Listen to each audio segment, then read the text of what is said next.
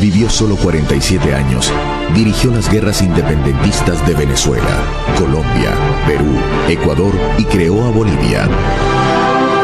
Mundialmente se le valora como uno de los militares más brillantes de todos los tiempos. Redactor de constituciones y proyectos de leyes, varias veces presidente, nacido en rica cuna y muerto pobre. Declinó la posibilidad de declararse emperador y el título que siempre prefirió fue el de Libertador.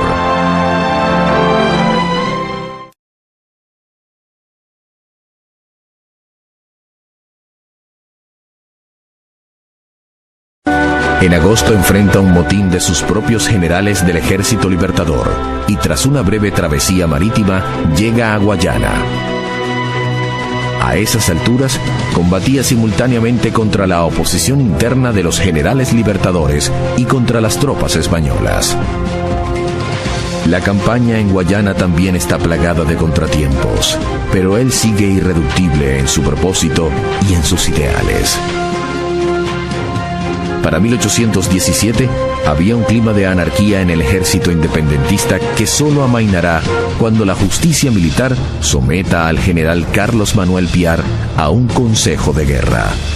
Bolívar permite su ejecución para imponer el principio de obediencia y la línea de mando, indispensable para el avance de su causa. Ni la oposición de los otros generales patriotas, ni las derrotas a manos de los españoles, ni la escasez de recursos, ni los problemas logísticos y de coordinación entre los varios ejércitos. Nada medra su ánimo. De la Guayana sigue al llano, y de nuevo hacia Guayana, y San Fernando de Apure. Ya en los difíciles años de su campaña oriental y llanera, manifestaba su idealismo por la unidad latinoamericana. En julio de 1818 le había escrito a la comandancia del Río de la Plata, Argentina, diciéndole que cuando lograra el triunfo, Venezuela los convertiría en una sola sociedad, para que la unidad sea la divisa en la América Meridional. Para principios de 1819, el milagro se está logrando. Ha consolidado la independencia en la inmensa extensión territorial de Guayana, Oriente y el llano de Venezuela. Y el 29 de enero convoca el Congreso de Angostura, desde el cual ya no solo reta a España, sino que advierte a Europa entera sobre la imposibilidad de restaurar la dominación borbónica sobre los pueblos americanos. La República de Venezuela, por derecho divino y humano, está emancipada de la nación española y constituida en un Estado independiente y soberano.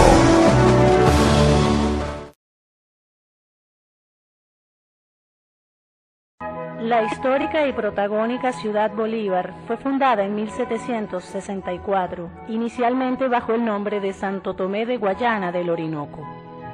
Durante una significativa cantidad de años, el lugar sirvió como centro de las operaciones y de las acciones libertarias emprendidas por el padre de la patria, Simón Bolívar.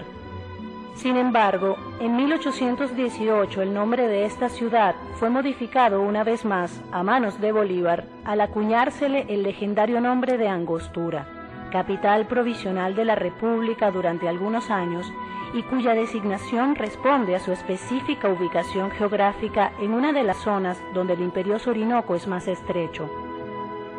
1846 fue el año en el que finalmente la antes conocida población de Angostura recibe el nuevo nombre de Ciudad Bolívar.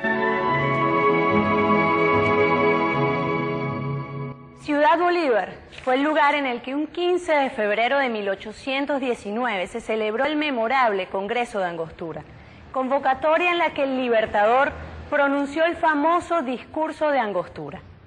Una contundente declaración en la que el Libertador renuncia a los poderes absolutos que se le habían conferido y argumenta su razonada y sólida visión sobre lo que debía ser la nueva república, que comenzaba a dar sus primeros pasos en aquel entonces.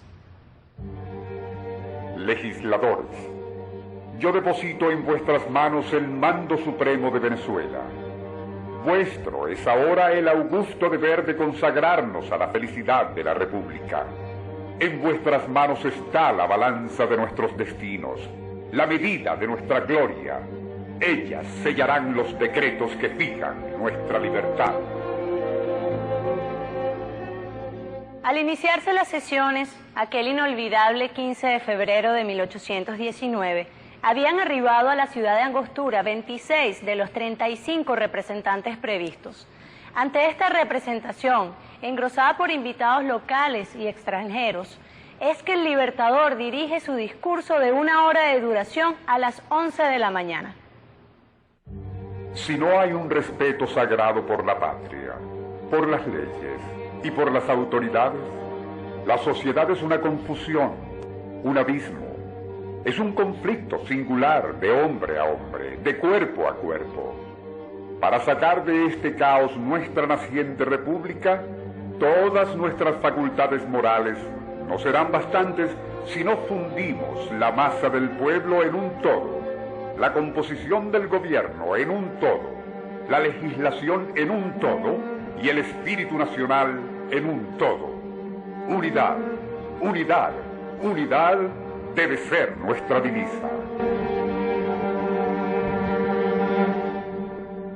El discurso de Bolívar en Angostura está repleto de instruidas reflexiones y de un magistral contenido tanto político como filosófico. Ciertamente resulta algo difícil imaginar cómo tan elaborada pieza del intelecto humano pudo haber sido redactada en los entretelones de una estruendosa y sangrienta guerra, tras el cansancio de largos viajes a caballo, en embarcaciones, en medio de los sacrificios necesarios en pro del ideal de libertad.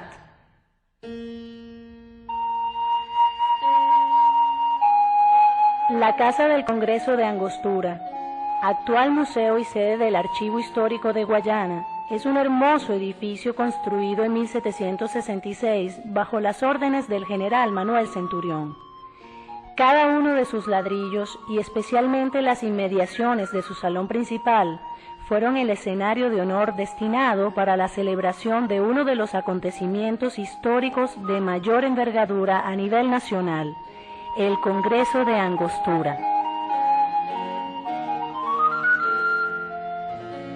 Es el impactante poder de concentración y el bien recibido llamado lo que enaltece la figura de Bolívar ante nuestros ojos. Un hombre que bajo las directrices de la historia, la filosofía, la sociología, de los clásicos antiguos y modernos, se transforma en un visionario, esencialmente en un político creador. En el discurso, Bolívar realiza un balance histórico del sistema democrático y propone a los constituyentes promulgar el establecimiento de un régimen centralista que impida los males de la disgregación territorial. Para el Libertador, las leyes y las instituciones, antes que copiar otras experiencias, tienen que surgir del propio medio, por lo que a la división clásica de poderes en ejecutivo, legislativo y judicial, Bolívar le propone a los constituyentes la incorporación de un cuarto poder, el poder moral. Además, Simón Bolívar aboga por el sistema republicano, la proscripción de la nobleza, los fueros, los privilegios y la abolición de la esclavitud. Otros lugares emblemáticos del casco histórico de Ciudad Bolívar son la Casa de San Isidro, lugar en el que el Libertador preparó su discurso, la Catedral Metropolitana, una hermosa y deslumbrante iglesia al estilo colonial, además de la Casa del Correo del Orinoco, actual Museo Bolívar.